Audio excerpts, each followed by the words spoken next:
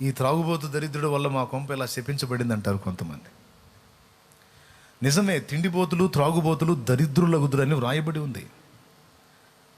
ఎంత పనుడైనా, ఎంత జ్ఞానవంతుడైనా, ఎంత చమత్కారంగా పైసలు సంపాదించగలిగిన వాడైనా త్రాగుడు అనే ఒక్క బలహీనత ఉంటే ఆ ఫ్యామిలీ దరిద్రతతోనే ఉంటుంది అని బైబిల్ చెప్పింది.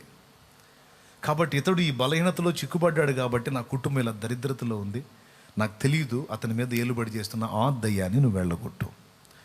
అతనే కదా తెచ్చివాడు, అతని మీద ఏలుబడి చేసి అతన్ని ఆ వ్యసనానికి ఇచ్చికెళ్ళి, ఏ వ్యసనమైనా అది వ్యభిచార పాపం కావచ్చు, ఏ దరిద్రకు రౌడీయిజం కావచ్చు, లేకపోతే త్రాగుబోతుతనం కావచ్చు, ఏ మనుషుడు ఏ బంధకాల్లో ఉన్నాడో నీ కుటుంబంలో, కానీ ఒక భార్యగా నువ్వు ఒక మోషే వలె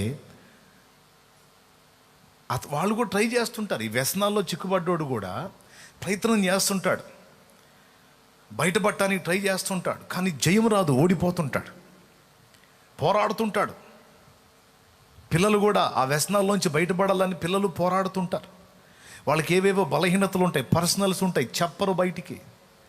రకరకాల పొరపాట్లలో ఉంటారు, రహస్య పాపాల్లో ఉంటారు, బయటికి చెప్పరు, తల్లిదండ్రులు ఫీల్ అవుతారని.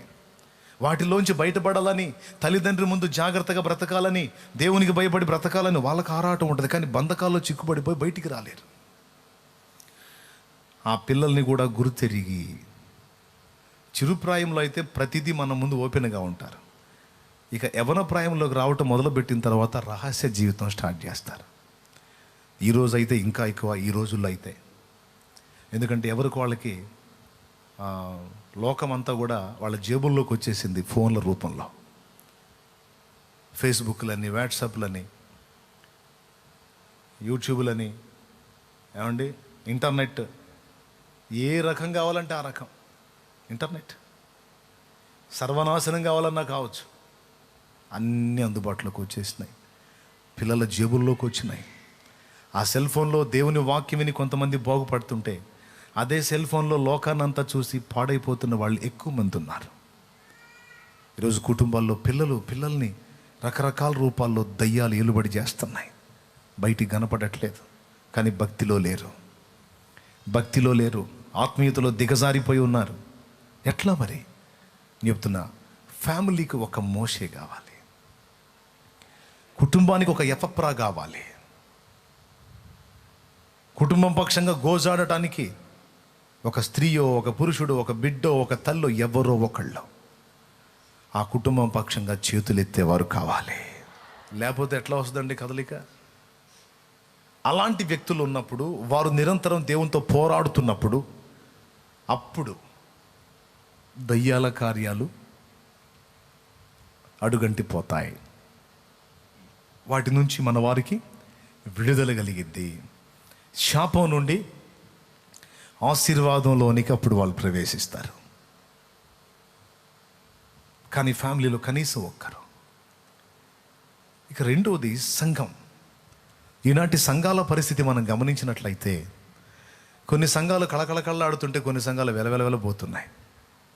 సంవత్సరాలు పరిచర్యలు జరిగించిన ఆ 25 మంది, ఆ 30 మంది, ఆ 50 మంది, ఆ 100 మందే తప్ప ఇంకా మరికొన్ని కొత్త ఆత్మలు, క్రొత్తగా రక్షణలోకి వచ్చిన వాళ్ళు, ఇంకా మార్పు చెందిన జీవితాలు కనబడతాయంటే కొన్ని సంఘాలలో అలాంటి పరిస్థితి కనపడట్లా. ప్రయాసపడుతుంటాడు, రాత్రింబగళ్ళు కష్టపడుతుంటాడు, కానీ ఫలము కనపడదు. ఎందుకు? ప్రార్థన చేసిన వాళ్ళే, పోరాడిన వాళ్ళే, ప్రకటించిన వాళ్ళే, ఏం చేసిన వాళ్ళే. కానీ సంఘంలో దేవుడు నాకు ఇచ్చిన కృప, నేను చెప్తున్నా ధన్యుణ్ణి. ఆ విషయంలో దేవుడు నాకు చేసిన గొప్ప సహాయం ఏంటంటే, వద్దు అన్నా కూడా చేసే ప్రార్థనా పరుల్ని నాకు ఇచ్చాడు దేవుడు. వద్దు అన్నా కూడా మొండికి పడి ప్రార్థన చేసే ప్రార్థనా పరులని, పోరాటం కలిగిన బిడ్డల్ని, పోరాడే యోధుల్ని కొంతమందిని నాకు ఇచ్చాడు. నేను చేసే ప్రార్థన మీద నాకంత ఇది ఉండదు, అంటే గ్యారెంటీ ఉండదు అన్నట్టు. ఎందుకంటే అంత విస్తారంగా ప్రార్థన చేయలేకపోతున్నానని నా ఫీలింగు. కానీ నాకు ఒకటి ధైర్యం, నేను ఒకవేళ ప్రార్థనలో ఆశించిన స్థాయిలో కొంతమేర గడుపుతున్నాను, ఇంకా ఎక్కువ గడపాలనేది నా ఆశ. ఒకవేళ నేను గడపలేకపోయినా నా పక్షంగా చేతులెత్తే మోషేలని ప్రత్యక్షంగాను పరోక్షంగాను కొంతమందిని దేవుడు నా కోసం ఉంచాడని నేను నమ్ముతాను. వాళ్ళు నా కోసం ప్రార్థన చేస్తారు. ఆ ధైర్యంతోనే ఎక్కడికి పడితే అక్కడికి వెళ్తాను నేను. ఆ ధైర్యంతోనే ఇది దయ్యాల కోట అన్న స్థలంలో కూడా సంతోషంగా వెళ్ళిపోతాను. స్పష్టంగా దయ్యాల ఉనికి కనబడుతున్న ప్రదేశాల్లో కూడా వెళ్ళిపోతాను, ఇబ్బంది లేకుండా. ధైర్యం ఏంటో తెలుసా? నేను ఒకవేళ ప్రార్థనలో బలహీనపడినా నా పక్షంగా చేతులు ఎత్తేటువంటి బిడ్డలు ఉన్నారు. నా పక్షంగా చేతులు ఎత్తేటువంటి మోషేలు ఉన్నారు. నా పక్షంగా గోజాడి ప్రార్థనలో పోరాడేటువంటి ఎఫప్రాలు ఉన్నారు. నా మీద శత్రువు దాడి జరగకుండా నన్ను కాచే అభిషైలు నాకున్నారు అని ఒక మొండి నమ్మకం. ఇష్బీ బెనోబా అనేవాడు ఒక యుద్ధంలో దావీదును చంపుతానని శపథం చేస్తాడు. అందుకోసం వాడు కొత్త ఈటెను రెడీ చేసుకుంటాడు. వాడు ప్రత్యేకంగా పనిగట్టుకొని దావీదునే టార్గెట్ చేస్తాడు. అప్పటికి కొంచెం ఏజ్ మారింది దావీదుకి. ఏజ్లో ఉన్నప్పుడు యుద్ధంలో మహాపరాక్రమంతో చెలరేగాడు. కొద్దిగా ఏజ్ మారి కొంచెం యుద్ధం చేసి చేసి చేసి అలసిపోయి ఒక టైంలో దావీదు సొమ్మసిల్లిపోతాడు. సొమ్మసిల్లటం అంటే ఏంటో తెలుసా? కళ్ళు తిరుగుతాయి, తూలిపోతుంటాడు. యుద్ధం చేస్తూనే ఉంటాడు, తూలిపోతుంటాడు. ఆ తూలిపోవటాన్ని ఇద్దరు చూస్తారు. ఒకటి శత్రువైన ఇష్బీ బెనోబా అనేవాడు చూస్తాడు. రెండు దావీదు సమీపస్థుడైన అభిషై చూస్తాడు. దావీదు అనుచరుడైన అభిషై చూస్తాడు. సమూయేలు 2వ గ్రంథం 21వ అధ్యాయం 15వ వచనం ఒక్కసారి చూడండి. బైబిల్లో త్వరగా తీయండి. చదువమ్మా. ఫిలిస్తీయులకును ఇశ్రాయేలులకును యుద్ధము మరలా జరగగా దావీదు తన సేవకులతో కూడా దిగిపోయి ఫిలిస్తీయులతో యుద్ధము చేయనప్పుడు అతడు సొమ్మసిల్లెను. అప్పుడు రెఫాయేలుల సంతతి వాడగు ఇష్బీ బెనోబా అను ఒకడు ఉండెను. అతడు ధరించి ఉన్న ఖడ్గము క్రొత్తది, వాని ఈటె 300 తులముల ఎత్తు ఇత్తడి గలది. నేను దావీదును చంపెదనని అతడు చెప్పి ఉండెను. సెరూయా కుమారుడైన అభిషై రాజును ఆదుకొని, గమనించండి, వాడు శపథం చేశాడు. వాడి శపథం నిజంగా ఫలించినట్టుగానే దావీదు బలహీనపడ్డాడు. అంతకుముందు అన్నాడు జరగని రీతిలో ఈసారి యుద్ధంలో దావీదు వీక్ అయ్యాడు. వీక్ అయి యుద్ధం చేస్తా సొమ్మసిల్లి పడిపోయే పరిస్థితికి వచ్చినప్పుడు వీడు చూసి అబ్బా దొరికాడ్రా అని పరిగెత్తుకుంటూ వెళ్తాడు దావీదును పొడి చేయడానికి. అలా వాడు పరిగెత్తుతూ వెళ్తున్నప్పుడు అభిషై చూస్తాడు, ఇద్దరిని చూస్తాడు.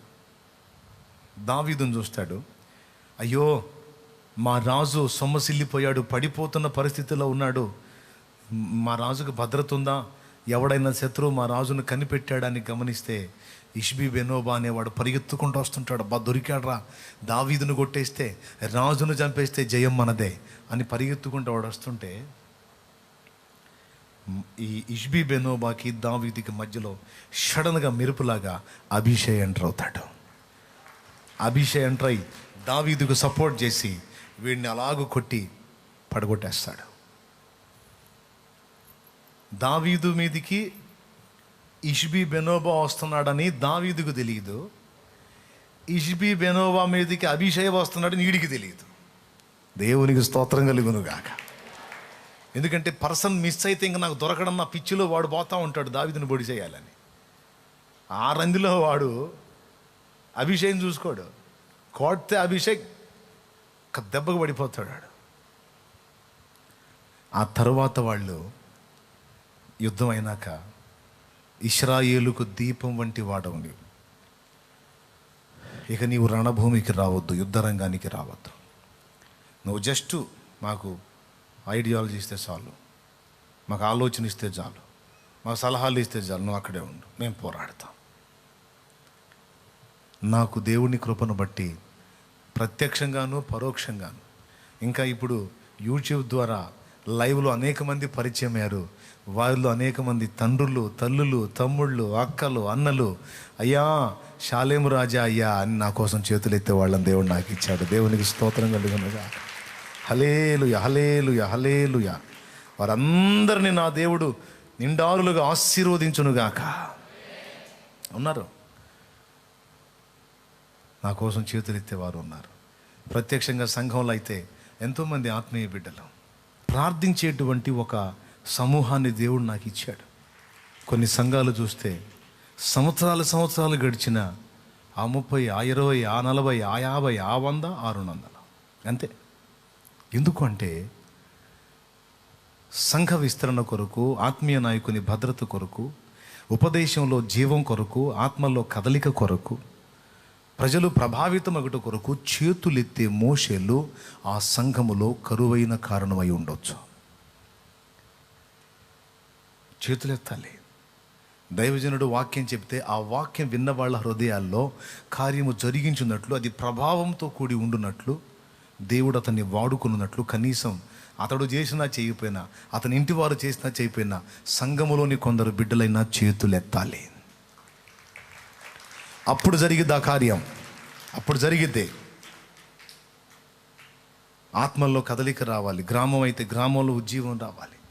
పట్టణం అయితే పట్టణంలో కదలిక రావాలి. ప్రభువా కదిలించు, మా ఊరు కదిలించు, మా బజారు కదిలించు, పల్లె కదిలించు, పట్టణం కదిలించు, ప్రాంతం కదిలించు, మా జిల్లా కదిలించు అని మొర్ర పెట్టే ఎఫప్రాలు, మోషేలు కావాలి.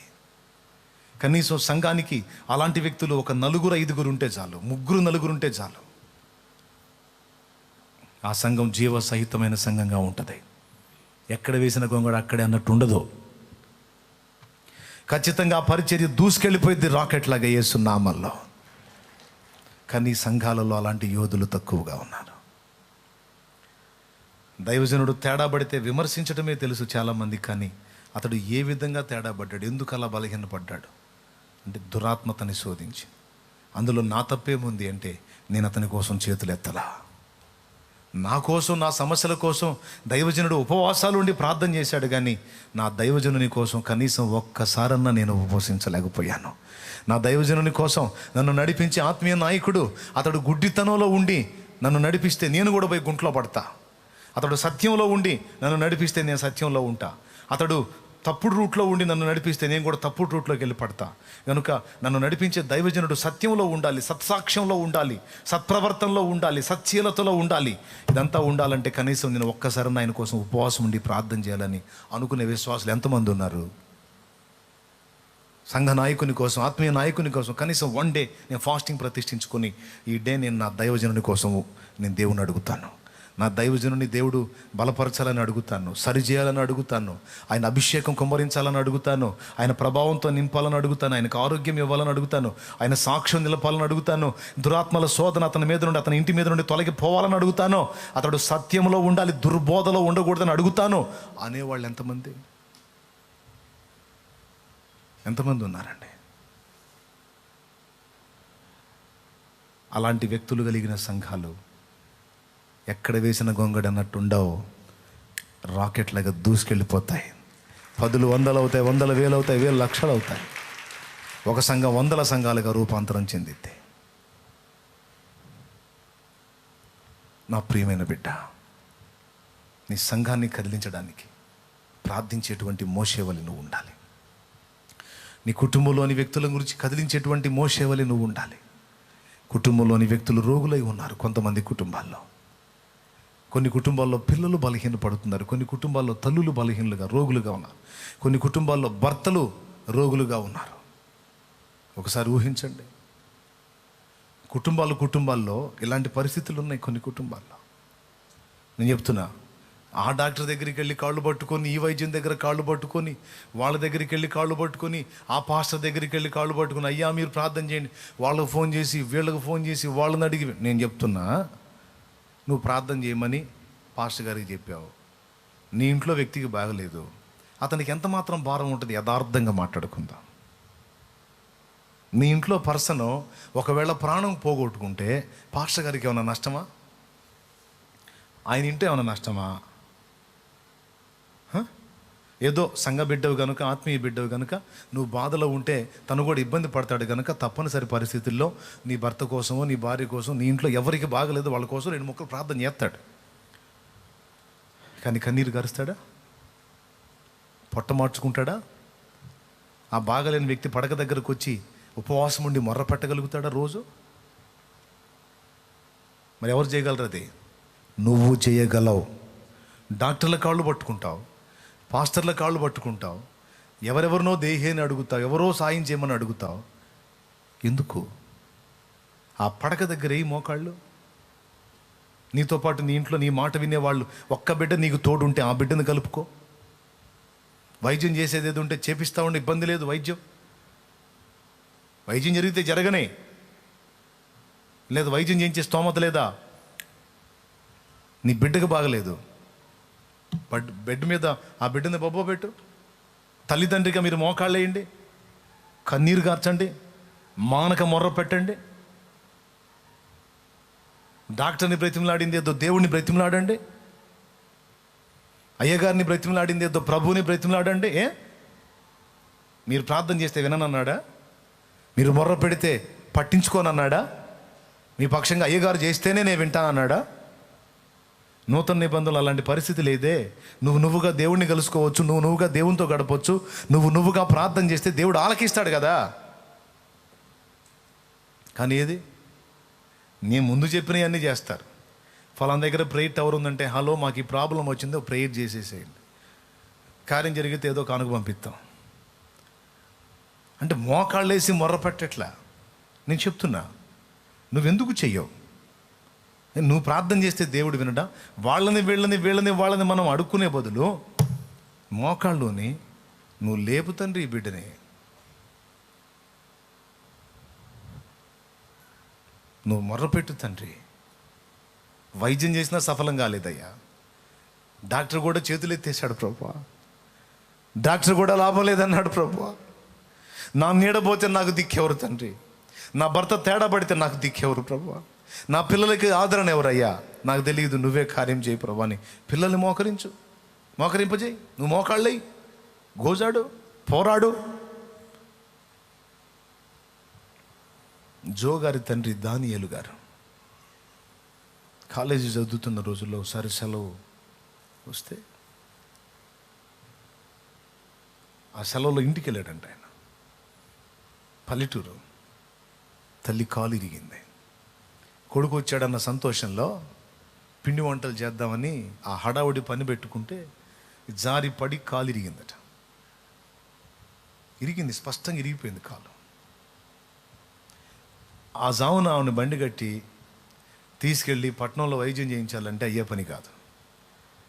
విరిగిన దగ్గర సలుపు వస్తుంది, నొప్పి, విపరీతమైన బాధ వస్తుంది. ఆ విరిగిన దగ్గర తడి బట్ట ఏదో చుట్టి ఆమెని ఆ మంచం మీద బొబ్బోబెట్టి పండుకోబెట్టి,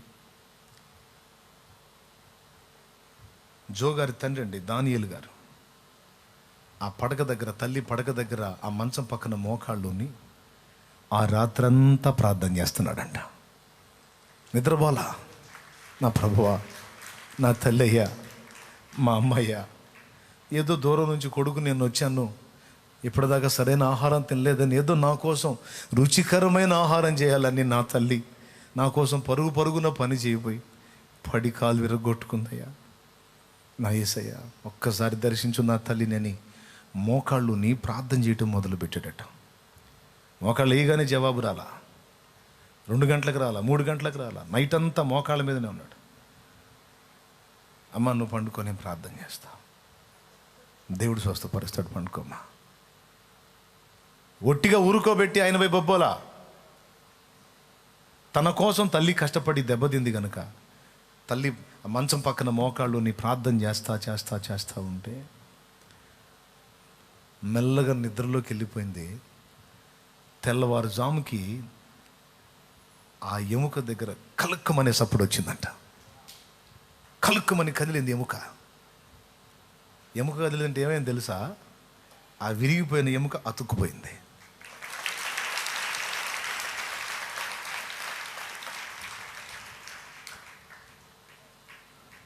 చదవండి, భక్తుల సాక్ష్యాలు చదవండి, మతిపోయే అద్భుతాలు ఉంటాయి. తెల్లవారుజాముకి నువ్వు ఆన్సర్ ఇచ్చిందాక నేను లేవనని కూర్చున్నాడు. ఇప్పుడు నేను పట్నం తీసుకెళ్ళి వైద్యం చేయించాలంటే కన్వీనియంట్ లేకపోతే ఆ పని చేయించుదును. అవకాశం ఉన్నా నిన్ను శోధిస్తా నేను కూర్చోను. కానీ ప్రభు అననుకూల పరిస్థితి, ఈ జామును ఎక్కడ తీసుకెళ్ళేది? కనుక నా తల్లిని నువ్వు ముట్టాల్సిందే. నా కోసం నా తల్లి ఇంత తిప్పలు పడింది, ఇంత దెబ్బతింది, నువ్వు ముట్టయ్యా అని కన్నీరు విడుస్తూ మోకాళ్ళుని తను ప్రార్థన చేస్తా చేస్తా చేస్తా దేవుని గోజాడుతా పోరాడుతా ఉంటే ఆ తెల్లవారుజామున టచ్ చేశాడు అంతే. కాలు అతుక్కుపోయింది. కలుక్కుమని సప్పుడు వచ్చి ఎగిరిపడి కేక వేసి లేచిందంట తల్లి. అమ్మ ఏమైందమ్మా అంటే, ఏం లేదయ్యా, నొప్పి లేదు, కాలు నొప్పి లేదు అంటే, కదిలించమ్మంటే కాలు కదిలించింది, మామూలుగానే ఉంది. నడవమ్మంటే మామూలుగా ఫ్రీగా నడిచింది. అంతకుముందు ఇరిగిపోయింది స్పష్టంగా అర్థమైంది, ఇప్పుడు ఇరిగిపోయింది ఎక్కడో అర్థం కావట్లా. దేవునికి స్తోత్రం కలుగునుగాక. చేయడు దేవుడు, ప్రార్థనకి జవాబు ఇవ్వడు. ఇవ్వడా? ఆయనకు విజ్ఞాపన చేస్తే దాటి వెళ్ళిపోతాడా అని కేక వేసిన గుడ్డివాడిని దాటిపోయాడా? ఆగి స్వస్థపరిచి కదా పోయాడు. మరి తెల్లవార్దులు తల్లి పడక దగ్గర తండ్రి నా తల్లిని ముట్టయ్యా అని మొర పెడితే ఎందుకు ఊరుకుంటాడు? ఆ బిడ్డ యొక్క పట్టుదల, కన్నీళ్లు చూశాడు, ఒక్కసారి టచ్ చేశాడు అంతే. ఎంతసేపు అండి యేసయ్యకి? ఒక్కసారి తాగితే చాలదు, ఒక మాట పలికితే చాలదు, ఇరిగిన అడ్రస్ కూడా కనపడకుండా అయిపోయి చేస్తాడు ఆయన. లోకమంతా చూచి నన్ను ఏడిపించిన, జాలితో నన్ను చేరదీసిన, లోకమంతా చూచి నన్ను ఏడిపించిన, జాలితో నన్ను చేరదీసిన, ఒంటరినయ్య నా తోడు నిలువవా, ఒంటరినయ్య నా తోడు నిలువవా, దావీదు కుమారుడా నన్ను దాటిపోకయ్యా, నజరేతువాడ నన్ను విడిచిపోకయ్యా. పాడదాం. దావీదు కుమారుడా నన్ను దాటిపోకయ్యా, నజరేతువాడ నన్ను విడిచిపోకయ్యా. నీవు తప్ప నాకు ఈ లోకంలో ఎవరున్నారయ్యా, నీకు తప్ప నాలో ఎవరికి చోటే లేదయ్యా, నీవు తప్ప నాకు ఈ లోకంలో ఎవరున్నారయ్యా, నీకు తప్ప నాలో ఎవరికి చోటే లేదయ్యా. అంత పట్టుదలగా మోకాళ్ళుని మొర్రపెట్టేవాళ్ళు లేరండి ఇప్పుడు. ఏదో ప్రేయర్ టవర్ చూసి, హలో ఇట్లా మా ఇంట్లో సమస్య ఉంది సార్, కొంచెం ప్రేయర్లో పెట్టండి అంటే ఇక ఈయన ఫోన్ చేయగానే ఇంకొచ్చేసి ఇక ఉపవాసం ఉండి మోకాళ్ళుని ప్రేయర్లో పెడతాడా? నువ్వు ఎంత తేలిగ్గా చెప్పావో అంతే తేలిగ్గా ప్రార్థన చేస్తారు. అన్న 2 ముక్కలు ప్రార్థన చేయన్న అంటే, ప్రభా ఈ బిడ్డని దీవించు ఆమెన్ అన్నట్టే ఉంటుంది. కానీ సమస్య నీది. వ్యక్తిని కోల్పోతే నష్టం నీకు, బిడ్డను కోల్పోతే నష్టం నీకు, ఆ భార్యను కోల్పోతే నష్టం నీకు, భర్తను కోల్పోతే నష్టం నీకు. కొంతమంది మందిరానికి తీసుకొస్తారు, ఆ భార్యకో భర్తకో పిల్లలకో ఎవరికో బాగలేకపోతే తెస్తారు, తెచ్చి మందిరంలో పడేసి రోడ్డు మీద తిరుగుతుంటారు. ఏమని? ఒరే వచ్చి ప్రార్థన చేయరా దరిద్రుడా. కర్మ ఎవరికి పట్టింది? నాకు పట్టింది, వాడికి కాదు. తెచ్చి ఇక్కడ పడేసి రోడ్డు మీద తిరుగుతుంటాడు. ఒట్టికి కాదు, సిగరెట్ దాక్కుంటా అనుకుంటా. చూడండి కొంతమంది వేషాలు ఎట్టుంటాయో. అలాగే చచ్చిపోయింది అనుకో, ఎవడు దోముకోవాలి అంట్లు చెప్పండి? అలానే చచ్చిపోయింది అనుకో, ఎవడు గడగాలి దేశాలు? రోడ్డు మీద తిరిగేవాడు గడగాలి. ఎవడు ఓడవాలి ఇల్లు? ఎవడు ఉతుక్కోవాలి? పిల్లల్ని ఎవరు చక్క చేయాలి? ఉన్నప్పుడు తెలియదు మనిషి విలువ. పోయిందనుకో మొత్తం వీడే చేసుకోవాలిగా. నేను ఎందుకు చేసుకుంటా, పెళ్లి చేసుకుంటా అంటాడా? వెంటనే ఎవరిస్తారు? వెంటనే చేసుకుంటే జనం ఊరుకుంటారా? కనీసం 5-6 నెలలన్నా దోమాలిగా. బాగుపడితేనేమో ఇంటికి తీసుకెళ్ళేటట్ట, రోగం వస్తేనే తెచ్చేట పడేసేటట్ట. కొంతమందిది కామెడీ కనపడిద్ది. నేను పిలుస్తా, నేనే వదిలిపెట్టనుగా. కర్మ నీకు పట్టిందా నాకు పట్టిందా? ఏందన్నా ఏంది అనుకుంటూ వస్తాడు.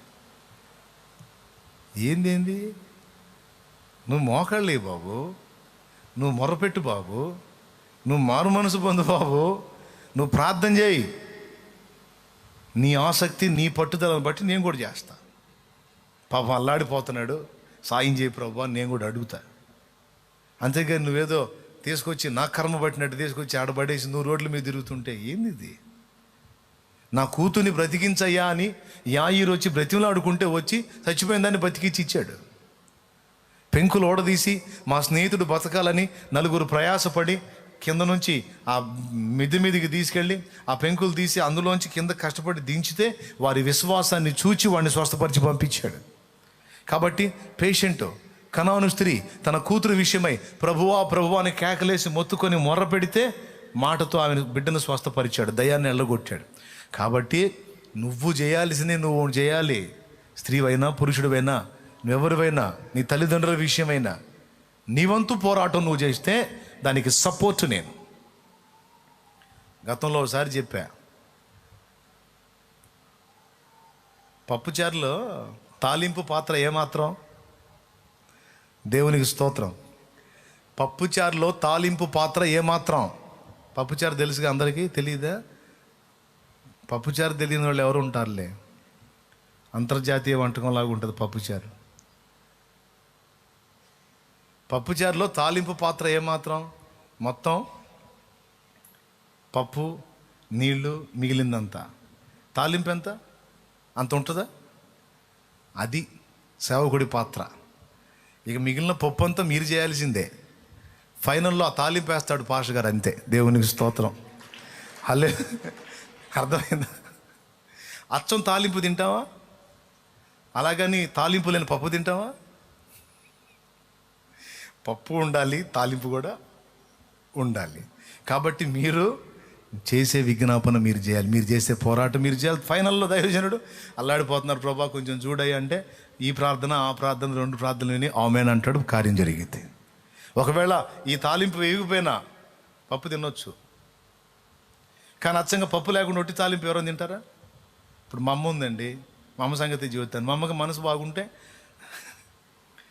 పప్పు చేసిద్ది, వంకాయ ఎప్పుడు చేసిద్ది, కోడిగుడ్లు ఉడకబెట్టిద్ది, అన్ని రకాలు చేసిద్ది. హోటల్ భోజనం లాగా ఉంటుంది. మా అమ్మకు మండిందనుకో పప్పు చేసి తాలింపు కూడా ఇది. ఏంది మా ఇదేంది తాలింపు కూడా లేదంటే అదే ఎక్కువ నోరు మూసుకొని తినన్నాడు. ఏంటంటే అది కూడా తీసి కాలువలో పారబోస్తుంది. ఎందుకు వచ్చిన గొడవ? అసలుకే టెంపరు ఆ ఉన్నది కూడా పోడు. మా అమ్మకేమో శాంతమ్మ అని పేరు, మా అమ్మకి ఎప్పుడు ఆవేశమే. దేవునికి స్తోత్రం. అయితే ఇప్పుడు తగ్గిందిలే. అది కూడా తీసుకెళ్ళి పోసి వచ్చింది కాలం, ఎందుకు వచ్చిన. అందుకని పప్పు తాలింపు లేని పప్పు ఏదో పప్పు వేసుకుంది. కాబట్టి దైవజనుడు చేసినా చేయకపోయినా తల్లి పడక దగ్గర మోకాళ్ళుని ప్రార్థించి విరిగిపోయిన ఎముకను అతికేటట్టు మొర్రపెట్టిన దానియేలు గారి వలె నీ ప్రార్థన కూడా దేవుడు వింటాడు. మరణ పడకలో ఉన్న నీ భర్తను లేపుతాడు, మరణ పడకలో ఉన్న నీ బిడ్డను లేపుతాడు, నీ భార్యను లేపుతాడు, నీ తల్లిని లేపుతాడు, నీ తండ్రిని లేపుతాడు, నీ అన్నను లేపుతాడు, నీ చెల్లిని లేపుతాడు. లేపడని ఎవడు చెప్తాడు నీకు? జరగదని ఎవడన్నాడు నీతో? ఆయన చిత్తం. నీ వంతు నువ్వు మొర్రపెట్టు, నువ్వు పోరాడు, ఖచ్చితంగా కార్యాన్ని చూస్తావు. ఇట్లా ప్రతి విషయాన్ని గురించి మనం పోరాడి సాధించుకోవడానికి, సమస్తము మనకు సమకూర్చి ఇవ్వడానికి జీవము గల దేవుడు మనకు అందుబాటులో ఉన్నాడు.